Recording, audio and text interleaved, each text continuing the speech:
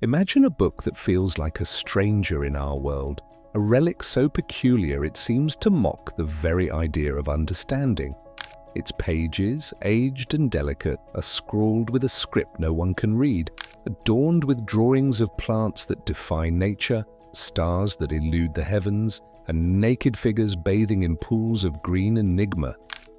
This is the Voynich Manuscript, a 240-page riddle that's haunted humanity for over 6 centuries. It's not just a book, it's a provocation, a silent dare to unlock what might be a hidden truth, a masterful trick, or a whisper from a realm we can't fathom. And for those who've tried to solve it, it's become an obsession that's consumed careers, broken minds, and perhaps hidden the greatest secret in human history. The year is 1912. Rain taps against the windows of Villa Mondragone, a Jesuit retreat perched on a hill near Rome. Inside, Polish-American book dealer Wilfrid Voynich moves through the shadows of the library, his fingers trailing across ancient spines. The Jesuits need money for repairs, and Voynich, a former revolutionary who once escaped Siberian exile, has come hunting for treasures. The air hangs heavy with the scent of old parchment and secrets. Voynich pulls a small volume from a trunk, unremarkable at first glance. But when he cracks it open, the world shifts beneath his feet. The pages explode with impossible images, plants with roots like writhing serpents, astronomical charts of skies no human has seen, women floating in vessels connected by arteries of green and blue, and the text flowing like water across the page in an alphabet that has never existed anywhere else on Earth. Voynich's hands begin to tremble. In his decades hunting medieval manuscripts from Warsaw to London to Chicago, he's never encountered anything like this. Is it a cipher? A forgotten language, an elaborate hoax, or something far stranger? He purchases it immediately, smuggles it out of Italy, and unleashes upon the world what will become the 20th century's greatest unsolved mystery, a book that will drive cryptographers to madness, force computer scientists to question their algorithms, and leave linguists questioning everything they know about human communication. The manuscript's modern discoverer was no ordinary book dealer. Born Michał Voynich in Lithuania, he was a revolutionary before he was a bibliophile, a man who plotted against the Russian Empire, was betrayed by a comrade, and sentenced to exile in Siberia's frozen wasteland. His daring escape reads like a spy thriller, bribing guards, adopting disguises, crossing borders with forged papers. In London, he reinvented himself as Wilfrid Voynich, married Ethel Lilienbuhl, whose revolutionary novel The Gadfly would later sell millions in the Soviet Union, and transformed his political fervour into a passion for rescuing forgotten knowledge. "I have handled and read thousands of manuscripts," Voynich would later write, his usual professional detachment cracking. "But this one is different. It calls to you. It's as if someone from another time is trying desperately to tell us something we need to know." That desperation infected Voynich himself. The manuscript became his white whale, consuming his final years. He died in 1930, his last words reportedly being, "The manuscript. I almost had it." The book passed to his widow, then to her friend, and finally to a dealer who, unable to sell it for $160,000, donated it to Yale University, where it continues to taunt researchers from behind glass, like a prisoner who knows a secret that could change everything. To understand the manuscript, we must step into the crucible that forged it. Early 15th century Europe, a world caught between medieval shadow and Renaissance light. Carbon dating places the parchment between 1404 and 1438. Picture this moment. The Black Death has recently scoured Europe, leaving empty villages and mass graves in its wake. The old certainties, church, monarchy, the feudal order, are cracking. In the vacuum, new ideas bloom like strange flowers after fire. In Florence, a banker named Cosimo de' Medici is amassing both wealth and ancient Greek texts. In Germany, Johannes Gutenberg is tinkering with a press that will shatter the Church's monopoly on knowledge. Across Europe, alchemists hunch over bubbling retorts, seeking to transmute lead into gold, while astrologers chart the movements of planets, believing celestial bodies control human destiny. This is a world where the boundaries between science and magic remain porous, where a physician might prescribe both herbs based on observation and amulets based on superstition, where understanding the natural world means navigating a labyrinth of classical knowledge, Christian doctrine, Arabic science, and folk wisdom. From this cauldron of competing truths emerges our manuscript, a book that seems to straddle worlds just as its era straddled epochs. Its plants resemble no known species, yet are rendered with the precision of botanical illustration. Its astronomical charts map no known sky, yet follow the careful logic of medieval cosmology. Its script looks like language, yet speaks to no one. Was its creator standing at the crossroads of medieval and modern thought, reaching for something new? Or were they reaching for something much older, a knowledge lost even then? Let me take you inside its pages, a journey few have made in person, but which haunts those who have. The manuscript's first section explodes with botanical illustrations, 113 plant species that exist nowhere in nature. One resembles a sunflower with roots like tentacles, another a rose whose stem transforms into what looks like a human spine. The plants are rendered in vivid blues and greens, with a precision that suggests the artist was looking at something real. But what? Botanist Hugh O'Neill thought he recognized a sunflower in one illustration, a plant native to North America, impossible in 15th century Europe. Was this evidence of pre-Columbian contact? Carbon dating crushed that theory. Others see psychoactive plants, their forms distorted by the very hallucinations they induce. But the most unsettling possibility is that these plants once existed and are now extinct. A pharmacopoeia of lost natural remedies, their secrets died with their last reader. Turn the page and you enter the astronomical section. Circular diagrams filled with stars arranged in patterns no astronomer recognizes. One shows a sun with a human face, its rays extending to touch smaller celestial bodies. Another depicts women holding stars, arranged in a circle, a zodiac from another reality. Medieval astronomy was built on Ptolemy's 48 constellations, mapped since antiquity. These match none of them. Were these star charts for navigation, astrological tools for divination, or maps of skies visible from somewhere else? The biological section is where the manuscript turns from merely strange to genuinely disturbing. Dozens of naked female figures, some visibly pregnant, wade through interconnected pools of liquid. Tubes connect these pools like arteries, forming systems reminiscent of human digestion or medieval plumbing.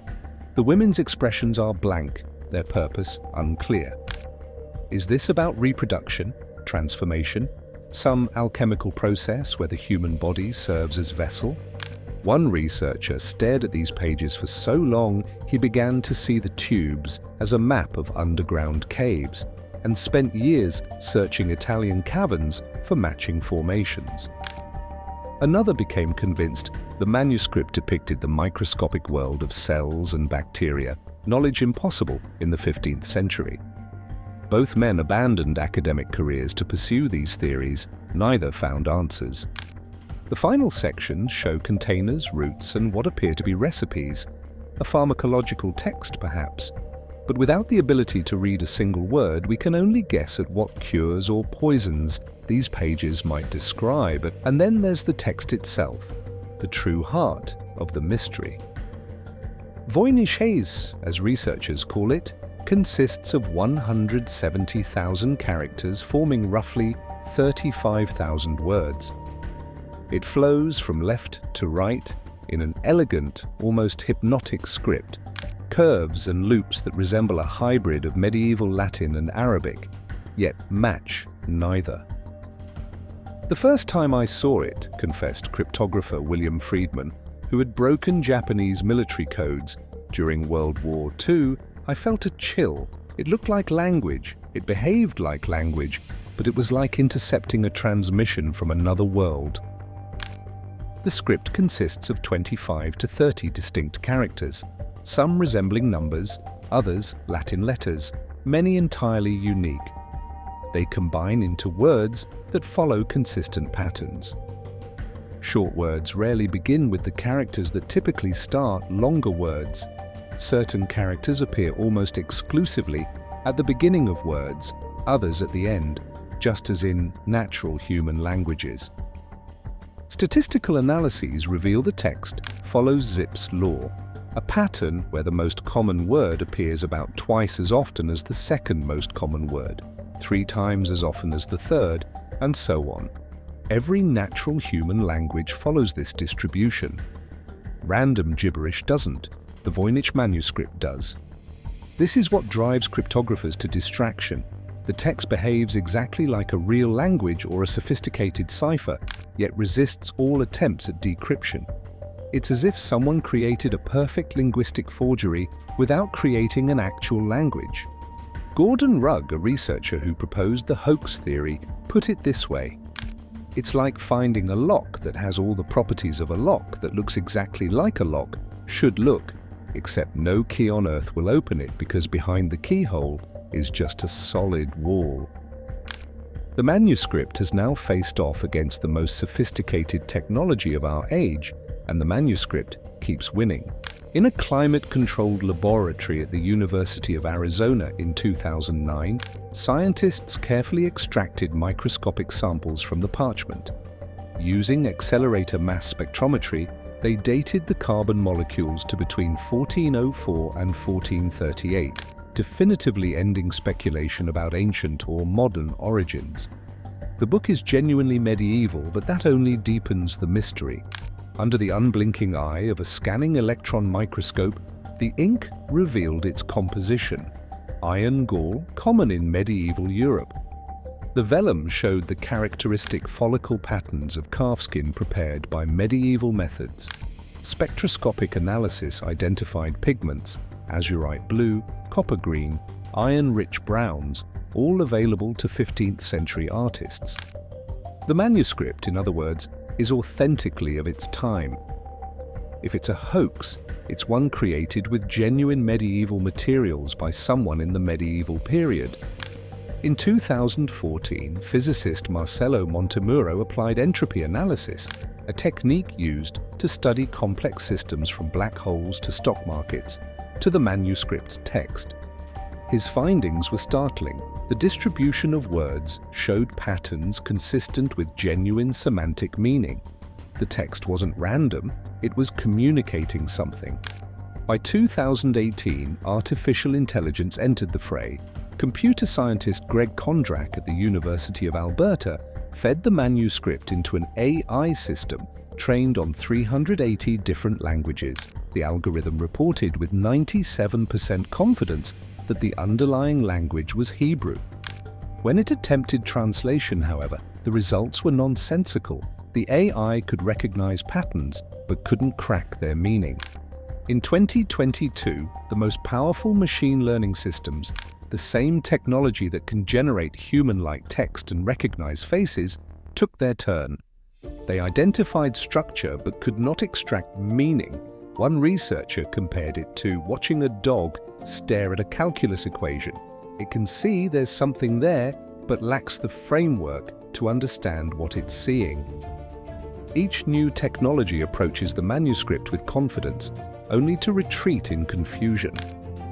It's as if the book was designed to resist not just the analytical tools of its own time, but those of centuries to come. The manuscript doesn't just resist understanding, it breaks people who try too hard to understand it. William Romaine Newbold, a respected University of Pennsylvania professor, became obsessed with the manuscript in 1921. He claimed to have broken the code, seeing microscopic shorthand characters hidden in the pen strokes. He announced that the manuscript was written by Roger Bacon and contained drawings of spiral nebulae and cells seen through microscopes, impossible in the 13th century. After his death, other scholars examined his work and found he had essentially hallucinated patterns in random ink cracks. His academic reputation was posthumously destroyed. William Friedman, America's foremost cryptographer who helped break the Japanese Purple Code in World War II, spent decades on the manuscript. "It has become my obsession," he wrote to a colleague in 1944. "I see the characters when I close my eyes." After years of failure, he proposed it might be an early example of a constructed language, an artificial tongue created from scratch. He never proved this theory, and colleagues noted how the manuscript seemed to haunt him until his death. Robert Brumbaugh, a Yale professor, became convinced in the 1970s that the manuscript was encoded using a complex system involving Latin abbreviations and anagrams. He published his solution prematurely, only to have it thoroughly debunked. He spent the rest of his career trying to salvage his theory, growing increasingly isolated from mainstream academia. The theories themselves range from plausible to outlandish. Imagine a cipher so advanced that it defies the very limits of 15th century knowledge, its secrets locked away by encryption techniques centuries ahead of their time. This enigmatic text might have been part of a cunning scheme designed to exploit Emperor Rudolph II, a ruler so enthralled by the occult that he became the perfect target for an audacious, money-driven deception. Or perhaps it's a lost language, spoken by an isolated community hidden from the world, nestled in the shadowy forests of Eastern Europe or the ancient deserts of the Middle East, its words a forgotten echo of a vanished people. Could it be a constructed language born from the mind of a medieval scholar, crafted to unravel the mysteries of the universe or encode the divine truths of the cosmos? Maybe it's a rare phonetic snapshot of oral traditions, preserving the voices of a culture long since faded into the mists of history, its stories and wisdom frozen in time.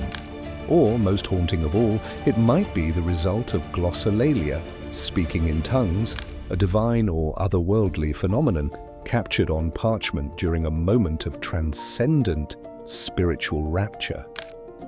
Each possibility is more astonishing than the last, leaving us in awe of the mysteries it holds. And yes, some have suggested extraterrestrial origin, the product of contact with non-human intelligence. Each theory solves some aspects of the puzzle while creating new contradictions. Each researcher who dives too deep seems to emerge either humbled or broken, or doesn't emerge at all. Why does this medieval oddity captivate us in the digital age? Why do world-class scientists and scholars continue to sacrifice careers to its pursuit? Perhaps because it challenges our modern certainty, our belief that with enough computing power, enough algorithms, enough data, we can solve anything. The manuscript stands as a humbling reminder that some mysteries resist even our most sophisticated tools, or perhaps because it represents the ultimate intellectual challenge. Breaking the Voynich code would instantly secure one's place in history, the person who solved what no one else could for 6 centuries. But there's something deeper at work. The manuscript functions as a mirror, reflecting our deepest hopes and fears about knowledge itself. For some, it represents lost wisdom, ancient medical cures, forgotten botanical knowledge, astronomical insights that could change our understanding of the medieval world. Its undeciphered text might contain solutions to problems we still struggle with today. For others, it embodies the fear that some knowledge is deliberately hidden, encoded by secret societies, esoteric groups, or individuals who deemed certain truths too dangerous for common understanding. And for a few, it raises an even more disturbing possibility. that there are forms of knowledge so fundamentally alien to our ways of thinking that we cannot recognize them even when they're right in front of us, written on pages we can touch but cannot read. The Voynich Manuscript has now outlasted empires. It was already old when Constantinople fell to the Ottomans in 1453. It sat in some unknown library when Columbus sailed in 1492. It watched silently as the printing press, the telescope, the microscope, the computer, and artificial intelligence all emerged, each promising to unlock all mysteries, each failing before its particular enigma. Perhaps its greatest lesson is that not all puzzles are meant to be solved, at least not yet. Maybe its value lies not in what it says, but in what it asks of us. To embrace mystery, to acknowledge the boundaries of knowledge, to find wonder in the unanswered question. Or perhaps tomorrow, someone will finally break its code, and a medieval voice will speak clearly after 6 centuries of silence. A voice that might say something profound, or something mundane. A voice that might reveal the greatest secret in history, or the greatest joke ever played. Until then, the Voynich Manuscript remains what it has always been, history's most elegant enigma, a book that reads us as we fail to read it. What do you think lies behind the Voynich Manuscript's mysterious pages? A sophisticated code, a forgotten language, an elaborate hoax, or something else entirely? Share your theories in the comments below. If you're fascinated by historical mysteries like this one, subscribe to Chronicles of Eras and hit the notification bell. Next week, we'll explore another historical enigma that continues to baffle experts: the disappearance of the Roanoke colony and the single word they left behind. Until then, remember that sometimes the questions we can't answer teach us more than the ones we can.